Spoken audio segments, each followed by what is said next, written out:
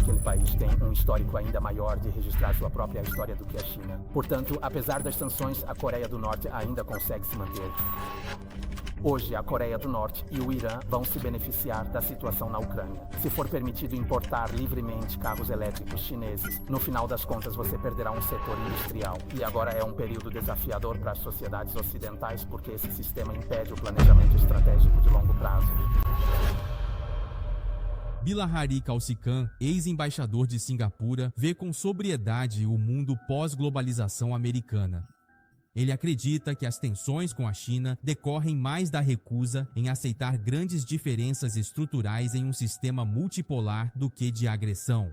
Portanto, os Estados Unidos acharem que podem mudar a China é uma ilusão. Se a esperança se baseia em ilusões, isso só pode levar a um resultado. Seria uma tragédia, mas se os Estados Unidos aceitarem o status quo da China, acredito que a China não tem tanto interesse em ser a número 1 politicamente. Devido ao seu tamanho populacional, ela se tornará a número 1 economicamente, mas não quer assumir o fardo de ser a hegemonia global ou a polícia do mundo. Garantir que as rotas estejam abertas e que o sistema internacional funcione normalmente. Se os Estados Unidos conseguirem fazer isso, a China ficará muito satisfeita. Portanto, se o objetivo dos Estados Unidos não for suprimir fortemente a China ou impedir sua ascensão, mas sim reconhecer que, em um mundo multipolar, no final das contas, ainda seremos os principais entre os iguais. Por causa do inglês, por causa dos padrões, porque os Estados Unidos em si são um sistema original.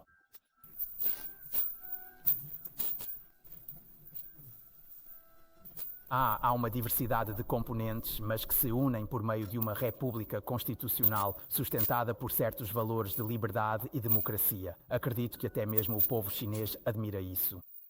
Eles não têm certeza se isso pode funcionar. Claro, na China é diferente, mas quando eles vêm para os Estados Unidos, seja você pesquisador, motorista de táxi ou programador de software, sim, é um sistema que funciona. Eu sou tratado de forma justa. O discurso de que os Estados Unidos não estão dispostos a ser o segundo é o que mais me incomoda, porque isso sugere que os expansionistas farão de tudo para impedir que a China se torne o primeiro.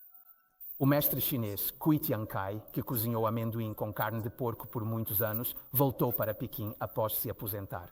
Acho que foi no final de 2022 que ele fez um discurso falando sobre o ensino médio, mencionando que a hostilidade dos Estados Unidos em relação à China não tem limites. Fiquei realmente impressionado com o que ele disse. Assisti ao vídeo e vi que ele estava lendo um texto, era um discurso preparado.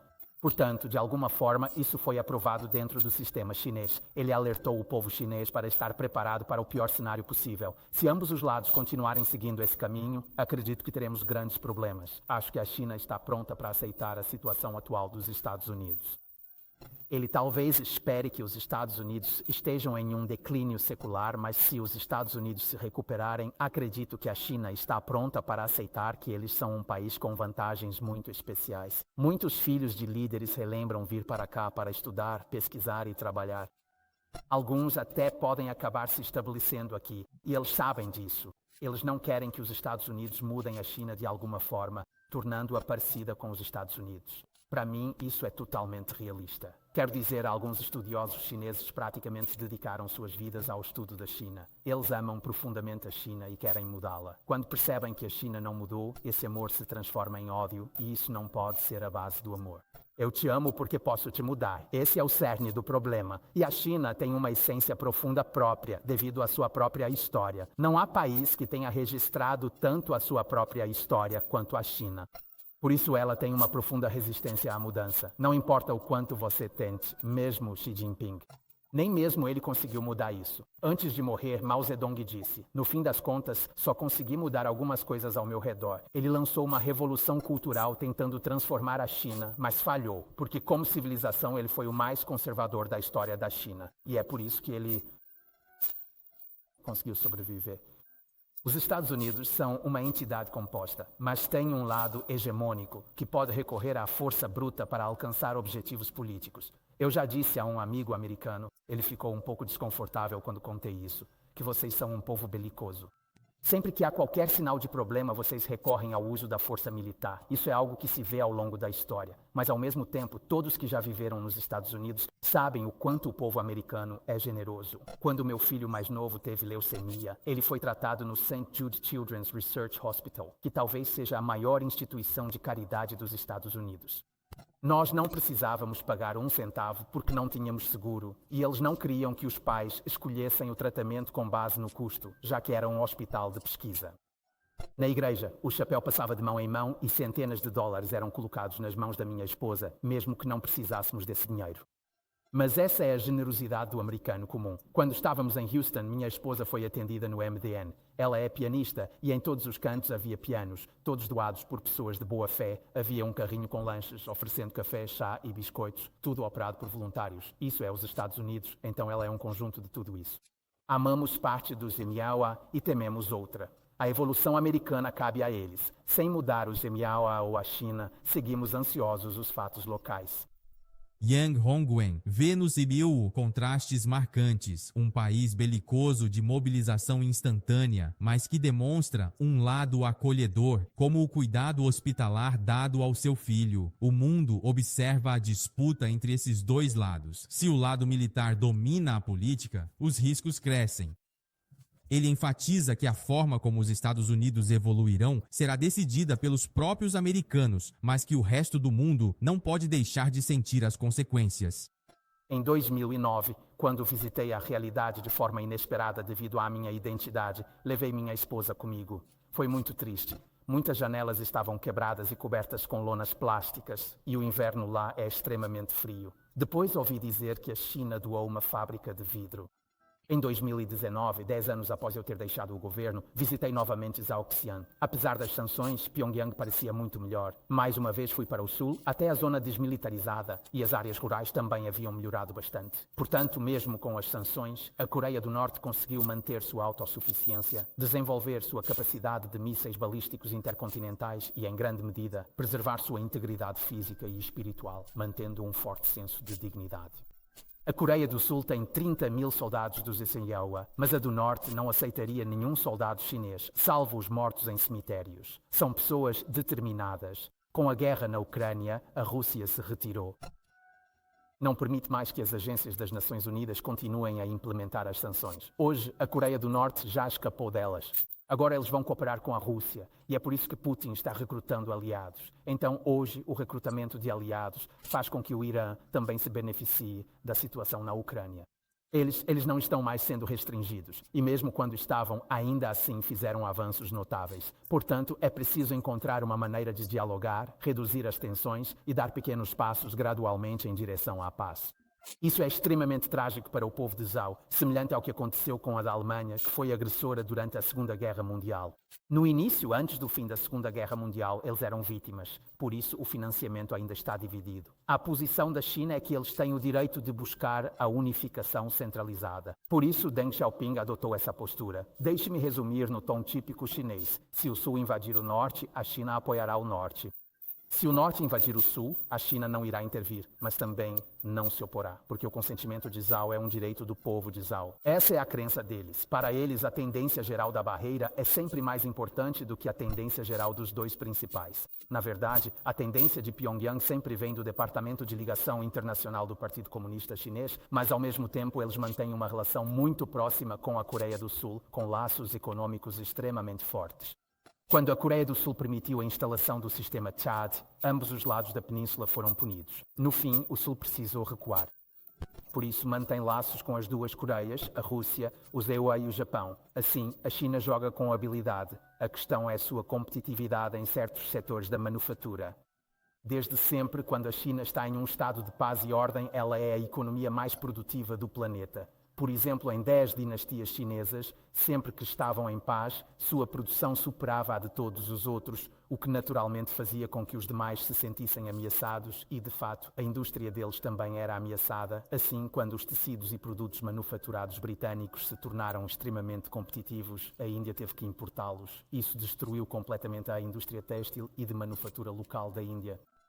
Independente, a Índia teria barrado manufaturados britânicos, mas não pôde. Assim, vejo a reação ocidental à China como natural. Negociações e gestão comercial são inevitáveis.